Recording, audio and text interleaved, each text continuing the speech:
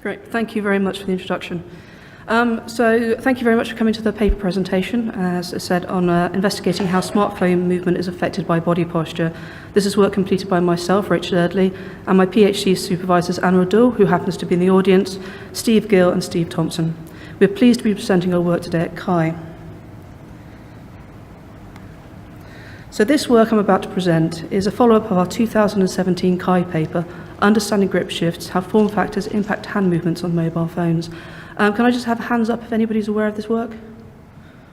Okay, there's more of you than I thought. That's good.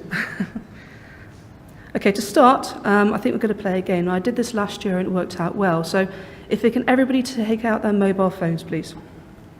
Come on, please, take out your mobile phones. Yep. Okay. So now pretend to write a text message. I don't want it to be too long, I just want you to go through the motion of actually writing that text message. Okay, stop. Now hold that grip. Now look at how you're holding the phone. Okay, I'm going to put those grips to a vote. So hands up who use the first grip and type with both thumbs, symmetric bimanual. Okay, a few of you are good. Who used the second grip and held the phone in both hands, but used just one thumb to interact? Yep, okay. That's asymmetric bimanual with a thumb. The third grip and used just one hand, single-handed? Yep, okay. And finally, the fourth and fifth grip, supporting the phone with one hand, so using the other hand's finger or stylus if you have one of those, but asymmetric bimanual with a stylus. Brilliant, okay. Finger or stylus. So we can see that people use different grips. This can maybe be determined by the type of phone you have, some of you having a stylus or touchscreen, some of you might actually have larger phones. Or even those, for instance, you standing at the back of the room, and even, for instance, you sitting down here at the front, it may make differences. So for this research, we hope to question how the hand interacts with a phone, and do differing external factors affect this? In this talk, I'll go through how we did this, but first let's go back to the motivation. So we use our hands, once learned, for many mundane tasks throughout the day, from eating, brushing our teeth, to simply opening the door. The hand, as Napier argues, has many affordances that we, as humans, take for granted. An example of the affordances is the grip. So Napier states that the human hand has 4 basic grips. You've got the power grip, where you hold an object within the palm of the hand. You've got precision grip, where you just hold something gently within the fingertips. You've got the hook grip, where you're using the 4 fingers to hold an object, and you've got the scissor grip, where you're holding an object between 2 fingers. Now Napier again states that the hands can work together to open a jar, so here we've got bimanual interaction. So we see the 2 hands working together. The left hand is using the power grip to hold the jar, and the right hand is using the precision grip to twist and take the lid off the jar. Additionally, Napier states that the hand can complete 2 grips at the same time using the flexibility of the digits. So here we've got a power grip using the 3 fingers to hold the rod, and we've got the precision grip using the finger and the thumb to hold the die. With such understanding of the hand, we find it surprising that so much about mobile interaction is focused just on the screen, ignoring the richness of interaction that the hand has to offer. So we know that there is interaction techniques using phones' internal sensors, but we want to understand in a structured way how form factors impact hand movements. To investigate this, we've completed 3 steps. As can be found in our SIGCHI 2017 paper, we've got step 1, which is a qualitative research looking at type of interaction. You've got step 2, which is a quantitative research looking at the size of the phones, and our new study, which is step 3, a quantitative research looking at the body postures. So I'm going to give you a quick overview for the first 2 steps, as only a few of you had actually seen our research before. So step 1, the first study looked at the types of interaction. So this is essentially what we did during the game, however in a more controlled manner. We controlled a number of the variables in the study, so we had similar sized phones. The same task, sending a text message, the same physical position, sitting at a table, but different styles of physical interaction. So we had touchscreen, button-based, and stylus. And we allowed participants to select their own grips. So what we found was that each interactive method had different grips. So you can see the touchscreen had 4 different grips, the button-based had 3 different grips used, and the stylus had just 1 grip. That was mostly down to the fact we told them they had to use the stylus. During the task, we spotted that participants switched and used multiple grips to send the text message. That was for touchscreen and the button-based phones. We also found that all grip types and interaction types produce movement. So here we show the movements, red at the starting point and blue at the end point. But we wanted to understand how these grips and movements were affected by external factors such as size of the mobile phone. So we conducted a quantitative study to find out. We again controlled the variables. So we had the same task as a custom app that we built, the same physical position, the participants, they were sitting at a table, and the same physical interaction touchscreen. So we used the range of grips that the participants showed us on the first study. And we had different sizes of the mobile phones. For here, we used a whole range of one manufacturer, which was the iPhone 4, 5, 6, and 6 Plus. We found that both the grip and phone size have had an effect on the phone movements. So the grip's movement statistically showed that the grip with least movement was asymmetric bimanual with a finger, followed by symmetric bimanual, then asymmetric bimanual with a thumb, and finally, with the most movement was single-handed. The phone size statistically showed that the iPhone 4 and 5 had less movements than the iPhone 6 and 6 Plus. However, there was no significant difference between the iPhones 4 and 5 and the iPhone 6 and 6 Plus. We also discovered that the action item positions affect the movement. So for those with the functional area of the thumb having the least movement, you can find out more about the functional area of the thumb in the lovely paper modelling the functional area of the thumb on mobile touchscreen surfaces. Please see our CHI 2017 paper for more about these results. Our previous studies had the participants in a seated position, and we questioned if the movements of the phone would also change depending on the body posture. So we conducted another quantitative study. We again controlled the variables. Same task, custom app. Same size of the mobile phone, we chose the iPhone 6. Again, the same physical interaction, touchscreen, but we had, again, the range of grips that we got from study 1 and differing body postures. So we selected sitting at a table, standing, and lying down. So we're aware that there are many different ways that people can stand, sit, lie, or slouch when using the phones, but we need to ask ourselves what we wanted to investigate when we're selecting our body postures. So we came up with 3 external factors. Firstly, we wanted to reduce our variables, so we made a decision to only use symmetric body postures. This meant that the right and left arms did exactly the same thing when supporting the phone. It's almost as if the body was in a mirror.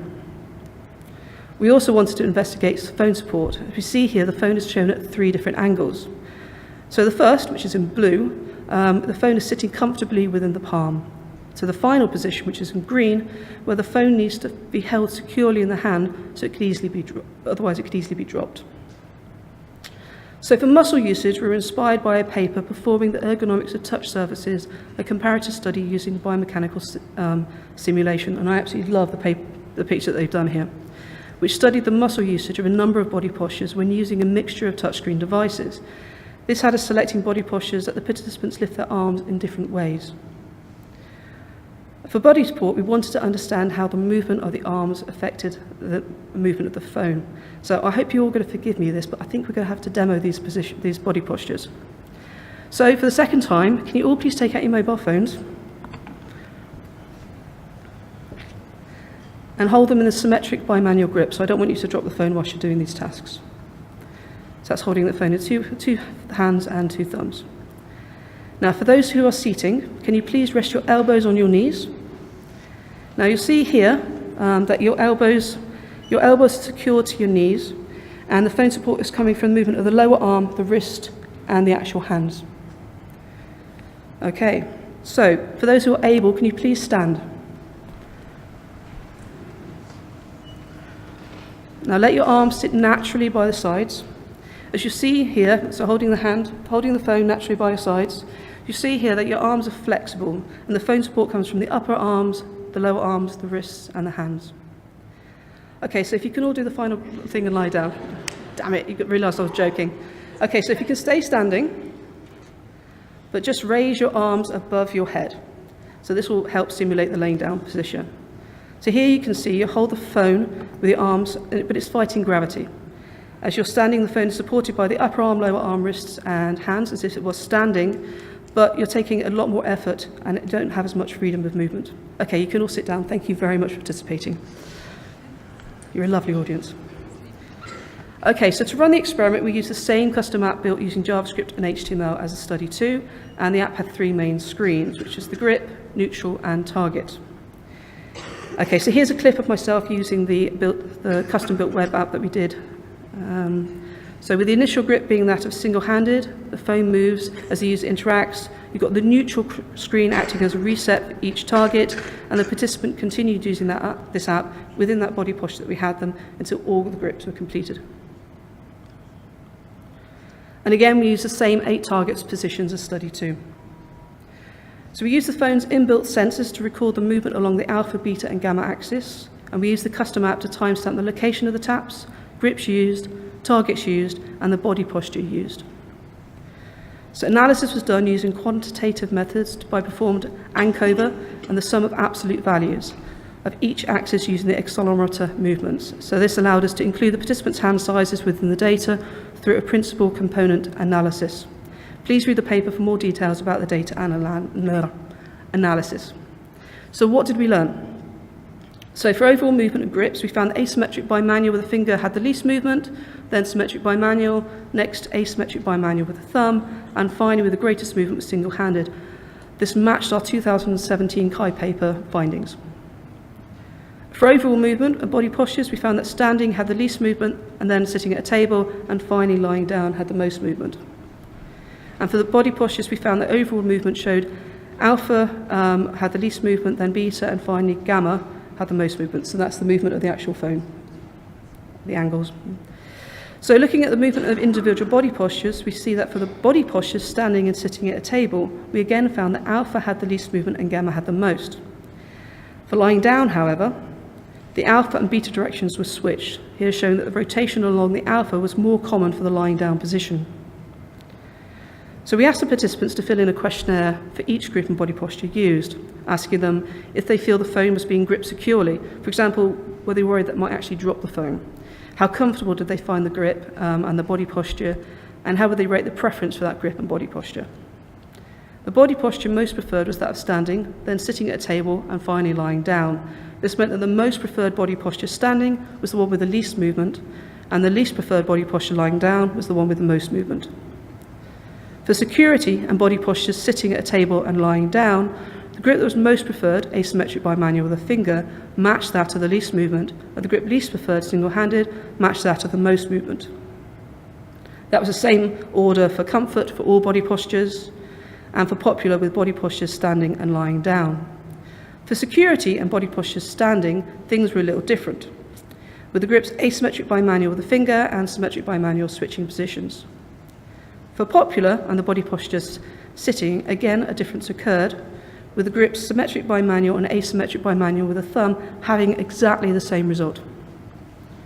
To enable others, we've actually added in the paper the data of the mean angle for all targets and grips. So here's an example of the grip single-handed and the body posture standing. This includes the phone movement, body posture, targets, and grip used. So in this presentation, we've shown you quickly the first 2 steps of this research, which can be found in our SIGCHI 2017 paper, and we've presented step 3, our new research on body postures. So if we come back to the motivation of using the richness of hand interaction with phones, what does this leave us? So we currently have a structured and thorough understanding of the hand's movements when using a phone. So what do we do with this research now? We want to use this data from the body posture study to run a number of design workshops with UX designers in order to see what they make of the data we've gathered. To be honest, we've actually already done this, and I'm going to give you a bit of a spoiler now. So our first task was to create a number of cards in order to present our data. I've actually got a pack of cards here, so if you want to come and have a look at them, please do so after. On one side, we highlighted the grip with 4 visual examples of the movement, and the body posture being colour coordinated and labelled at the top. On the other side, we added the data in connection to the alpha, beta, gamma, and the taps that the user performed with our custom app. This is exactly the same data that we've got in the paper. The workshop came up with 60 initial sketches that was categorised to 5 design themes and 16 concepts. One of the concepts designed for the scenario of a right-handed user using a single-handed grip moved all the action items to the right-hand side of the screen to improve reachability and reduce the phone's movement. We're very pleased to say that this paper has now been accepted at DIS, and we'll be presenting it in Hong Kong in June, so I hope to see some of you there. I just want to finish with a special thanks to SOMO for lending the mobile phones to the tablets for the 2nd and 3rd study. Here you have a full overview of research of the 3 steps presented today, and of course step 4 of the DIS paper. These 4 steps actually cover my PhD thesis, which I'm now thankfully currently writing up. So if you'd like to know any more details about the research, please talk to me after. Thank you.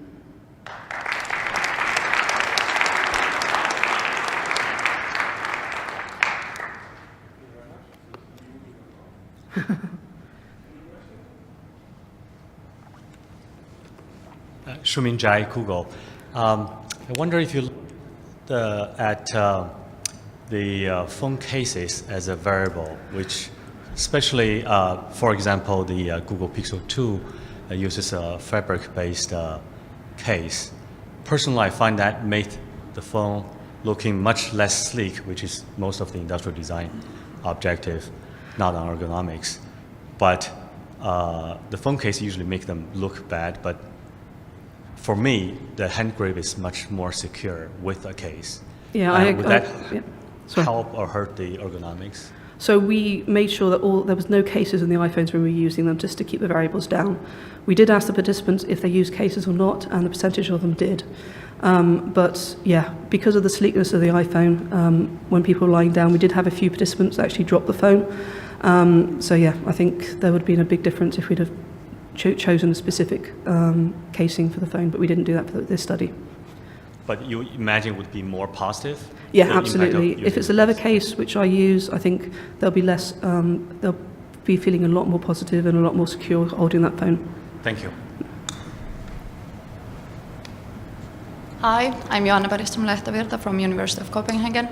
Thanks, this was very interesting work. I was wondering about the lying down pose, where the grip is kind of like inherently different there because you have to support the phone from 180 degrees from a different angle, right? From kind of downwards when you're trying to input with the bimanual grip, for instance there. So do you have any insights on how those might how that fact might be reflected in your results on the movement of the phone? So we were quite evil asking participants to do that, I think, especially when it's a single-handed phone, so they're having to hold the phone with one hand whilst using those particular grips. What we've actually done with this is when we did the workshops for DIS, we had a couple of workshops, but we basically said, okay, your grip is single-handed, and we're now going to walk you through the three body postures. So you're going to have to wait until read the DIS paper, I'm afraid. But the way that they've actually designed a solution for those positions is very different. Is different to what they've done for the other two. So yeah, sorry, you have to wait. Thanks. All right, David Flatley, University of Guelph. You're studying like tapping, and I realize that there's kind of quite a shock to the movement where you kind of hit here. But like I use a gesture keyboard, a swipe keyboard, where I can smooth those kind of changes in force over the movement as I move around, and I kind of prefer the smoothness of that. So do you think there's some, I don't know, it's an iPhone, but do you think there's some effect of like I can process these abrupt changes in distance or shape more gradually or more smoothly? And do you think that would have kind of an influence? Maybe people are more accommodating of bigger changes or bigger movements, or I don't know. That's not a question. No, I think you're absolutely right. You know, we have only looked here at tapping rather than gesture, and I think gesture would be another study. In my opinion, I think the gesture, you still get the movements, but it will be a lot more subtle on how people do things. So yeah. And kind of spreading them out. Or, yeah, absolutely. Thanks. Yeah.